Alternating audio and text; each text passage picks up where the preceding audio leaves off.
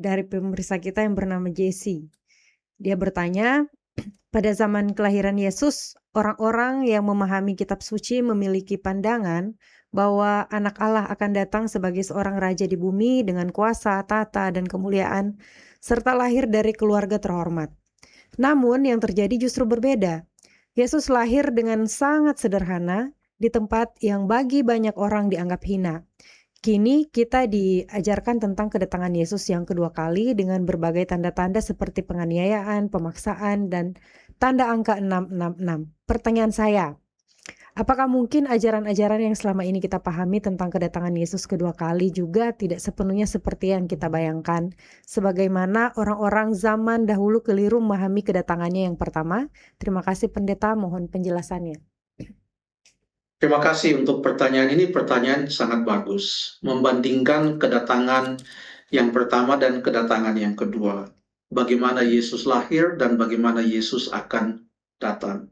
Dan pertanyaan ini mengatakan bahwa kenapa yang terjadi pada waktu kelahiran Yesus itu berbeda dengan apa yang diharapkan dan disebutkan dalam pertanyaan ini, berbeda dengan pemahaman mereka. Terima kasih. Pemahaman mereka tentang datangnya Mesias itu berbeda dengan apa yang sudah dikatakan oleh Alkitab. Sekalipun mereka mengetahui Alkitab, karena konsep mereka itu dipengaruhi oleh konsep raja-raja atau konsep kerajaan yang ada pada zaman mereka. Mereka hidup di zaman Kekaisaran Romawi kuno. Ada kaisar yang sungguh luar biasa, kaisar berganti kaisar, tentara yang sangat hebat. Orang Israel hidup di dalam penindasan dan kekuasaan orang-orang Roma. Ada hak-hak mereka yang tidak diindahkan. Dan harapan mereka adalah kalau boleh ada seorang raja yang lebih hebat dari kaisar Roma, yang bisa melepaskan mereka dari kekuasaan Kekaisaran Romawi kuno. Itu ada di dalam benak mereka. Itu ada di dalam benak orang-orang pada zaman itu. Sehingga kalau ada Mesias atau Kristus yang diurapi Allah itu, Raja itu datang tidak sesuai dengan harapan mereka, maka mereka tentu akan kecewa. Mereka menentangi Yesus oleh karena Yesus datang tidak seperti yang mereka harapkan. Ia melakukan mujizat, ia melakukan banyak hal-hal yang ajaib, dan mereka sangka ini adalah merupakan pahlawan mereka. Tidak. Apa nasihat Yesus? Yesus katakan, berikanlah kepada Kaisar apa yang menjadi hak Kaisar, berikanlah kepada Allah apa yang menjadi kepunyaan Allah. Pada waktu orang yang bertanya, bolehkah kita membayar pajak kepada Kaisar? Mungkin mereka mengharapkan jawaban dari Yesus, tenang, saya akan membebaskan kita dari Kekaisaran Roma sehingga kalian tidak perlu lagi membayar pajak kepada Kaisar. Tapi bukan itu yang dijawab oleh Yesus. Jawaban Yesus adalah kepada Kaisar, ya ikuti apa yang Kaisar katakan, kepada Allah berikan yang adalah kepunyaan Allah. Ini di luar dari pengharapan orang-orang Yahudi di zaman mana Tuhan Yesus lahir. Jadi pemahaman mereka bukan sepenuhnya pemahaman mereka tentang kedatangan Mesias, kelahiran Yesus itu tidak sepenuhnya berdasarkan apa yang Alkitab katakan. Pemahaman mereka tentang raja itu sudah lama berubah. Karena tadinya mereka tidak punya raja. Musa yang memimpin mereka keluar dari tanah Mesir itu adalah utusan Allah, bukan raja. Alkitab tidak pernah mengatakan bahwa Musa adalah raja. Tidak pernah. Yosua yang menggantikan Musa, dia bukan raja. Samuel bukan raja. Mereka diangkat Allah sebagai hakim, sebagai utusan Allah untuk menolong orang Israel dalam mengambil keputusan untuk supaya tetap setia kepada Tuhan. Hingga pada satu saat di zaman Samuel, dalam 1 Samuel pasal yang ke-8, kita buka 1 Samuel pasal yang ke-8. Kita mau baca ayat yang ke-5 sampai ayat yang ke-7. 1 Samuel pasal yang ke-8, ayat yang ke-5 sampai ayat yang ke-7. Tolong Amy atau Jelly, tolong bacakan ayat-ayat ini. Oke, 1 Samuel pasal 8 ayat yang ke-5, dan berkata kepadanya, "Engkau sudah tua dan anak-anakmu tidak hidup seperti engkau, maka angkatlah sekarang seorang raja atas kami untuk memerintah kami seperti pada segala bangsa-bangsa lain." Waktu mereka Oke, sampai situ dulu. Apa yang mereka katakan? Kami tidak mau berbeda dengan bangsa-bangsa lain. Tolong angkat kami raja seperti bangsa-bangsa lain punya raja. Kami tidak cukup hanya punya seorang hakim atau nabi seperti engkau, Samuel.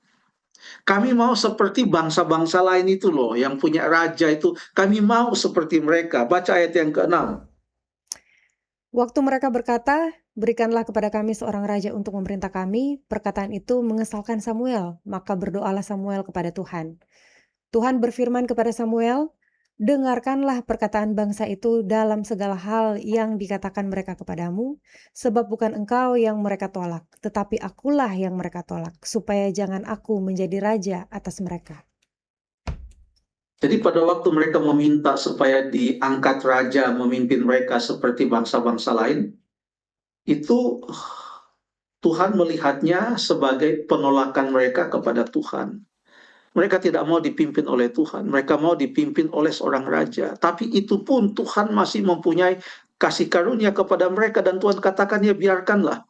Tapi Tuhan tetap memegang peranan untuk menyadarkan mereka memilih raja-raja yang betul-betul setia kepada Tuhan, supaya kehendak Allah masih bisa dilakukan melalui pemerintahan raja-raja itu. Tetapi ada begitu banyak raja Israel. Setelah bangsa itu terpecah menjadi kerajaan Israel dan kerajaan Yehuda, kebanyakan raja-raja Israel itu adalah yang tidak takut kepada Allah, yang tidak taat kepada Allah. Mereka memimpin orang Israel itu untuk menyembah berhala. Untuk menyembah berhala. Setelah kekuasaan Mesir, maka ada kekuasaan Babylon. Orang Israel dibawa ke pembuangan di Babylon. Setelah Babylon, ada di sana menurut Daniel pasal yang kedua, kerajaan-kerajaan dunia yang silih berganti. Kita akan lihat nanti. Tetapi itulah konsep mereka tentang seorang raja. Konsep mereka tentang seorang raja. Sehingga mereka melihat nubuatan tentang akan datangnya Mesias. Itu bagi mereka adalah konsep raja seperti yang sudah ada di dalam hati mereka. Konsep raja di mana mereka mau seperti bangsa-bangsa lain. Ini raja yang bisa menolong mereka. Tidak. Makanya pada waktu Mesias itu datang atau Kristus itu datang, tidak sesuai dengan apa yang mereka inginkan, gantinya mereka menerima dia, mereka menolak dia, bahkan mereka membunuh dia, menyalibkan dia. Itu yang terjadi. Mereka menentang Yesus sama sekali. Karena pemahaman mereka tidak berdasarkan Alkitab. Alkitab katakan apa tentang kedatangan Yesus itu, tentang Mesias yang akan lahir di atas dunia. Apa yang Alkitab katakan? Ada banyak nubuatan. Kita baca salah satunya. Kita baca di dalam Yesaya pasal yang ke-53. Yesaya pasal yang ke-53. Kita baca beberapa ayat di sini. Ayat yang kedua mulai. Sebagai taruk ia tumbuh di hadapan Tuhan dan sebagai tunas dari tanah kering. Apa yang Alkitab katakan? Ia tidak tampan dan semaraknya pun tidak ada sehingga kita memandang dia, dan rupa pun tidak sehingga kita menginginkannya. Ini semua nubuatan tentang Mesias yang akan datang. Ayat 3, ia dihina, dihindari orang, seorang yang penuh kesengsaraan dan yang biasa menderita kesakitan, ia sangat dihina, sehingga orang menutup muka terhadap dia, dan bagi kita pun dia tidak masuk hitungan. Ayat 4, tetapi sesungguhnya penyakit kitalah yang ditanggungnya, sebab kesengsaraan kita yang dipikulnya. padahal kita mengira dia kena tulah, dipukul dan ditindas Allah. Dia tertikam oleh pemberontakan kita, diremukkan oleh karena kejahatan kita. Ganjaran yang mendatangkan keselamatan bagi kita ditimpakan kepadanya, dan oleh bilur-bilurnya kita menjadi sembuh. Kita sekalian sesat seperti domba, masing-masing kita mengambil jalannya sendiri.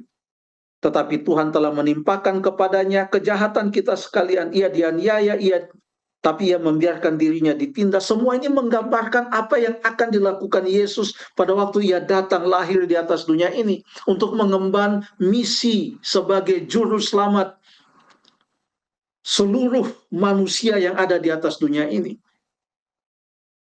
Ini semua tidak mereka inginkan. Jangankan orang-orang Yahudi itu. Murid-murid Yesus pun mempunyai pengertian yang salah. Belum apa-apa sudah mereka minta, nanti saya di sebelah kiri, saya di sebelah kanan. Yang ada dalam pemikiran mereka itu adalah konsep kerajaan, pemerintahan raja seperti bangsa-bangsa lain. Mereka mau agar supaya Yesus datang membebaskan mereka. Tapi Yesus katakan dalam Yesaya 9 ayat yang kelima, firman Allah katakan, ia akan disebut sebagai Raja Damai. Raja Damai. Ya. Nah, mereka mempunyai pengertian yang cukup baik berdasarkan Daniel pasal yang kedua. Kita sudah sering membahas tentang Daniel pasal yang kedua. Daniel pasal yang kedua itu adalah mimpi Nebukadnezar, ada patung, kepala dari emas, dada dan lengan dari perak, perut dan pinggang dari tembaga, paha dan kakinya betisnya itu dari besi, lalu kakinya itu dari besi bercampur dengan tanah liat. Jelas di sana mulai ayat yang ke-37 terus sampai ayat yang ke-45 itu digambarkan oleh Daniel apa makna dari mimpi patung itu, tentang patung itu. Kepala dari emas itu Daniel katakan engkaulah, menunjuk kepada Nebukadnezar. Babylonlah yang digambarkan oleh kepala dari emas. Setelah itu ada kerajaan yang kedua, kerajaan yang ketiga, dan kerajaan yang keempat. Yesus lahir di zaman kerajaan yang keempat, yaitu kerajaan Romawi, kekaisaran Romawi kuno. Disitulah Yesus lahir. Tapi Alkitab dalam Daniel pasal yang kedua tidak memberikan nubuatan bahwa kelahiran Yesus itulah yang akan mengakhiri kerajaan-kerajaan yang ada di atas dunia. Tidak. Sebab setelah kerajaan yang keempat, kekaisaran Romawi itu, di mana Yesus lahir pada zaman itu, masih ada kerajaan-kerajaan lain yang ada yang kuat seperti besi, ada yang lemah seperti tanah liat. Tapi itu ada 10 jari-jari kakinya. Masih ada kelanjutan dari kekaisaran Roma, kerajaan-kerajaan yang ada di Eropa. Yesus sudah naik ke sorga. Setelah itu, baru katanya sebuah batu yang terungkit tanpa bantuan tangan manusia, katanya menimpa patung itu pada kakinya, maka patung itu hancur lebur mulai dari kepala sampai kepada kakinya. Dan dijelaskan oleh Daniel atas petunjuk Tuhan, itu menggambarkan kerajaan Allah. Dan kerajaan itu akan tetap selama-lamanya. Dan kerajaan Allah itu, itulah yang menggambarkan kedatangan Tuhan Yesus yang kedua kali. Di mana kedatangan Tuhan Yesus yang kedua kali akan mengakhiri semua kerajaan yang ada di atas dunia ini, dan hanya ada kerajaan Allah sampai selama-lamanya. Jadi kalau pemahaman kita tentang kedatangan Yesus yang kedua kali itu, bahwa dia akan datang dengan semua kebesarannya, malaikat-malaikat akan menyertai dia, itu betul. Karena disebutkan dalam Matius pasal 24, Matius pasal yang ke-25. Itu seperti kilat dari barat sampai ke timur. Semua mata akan melihat.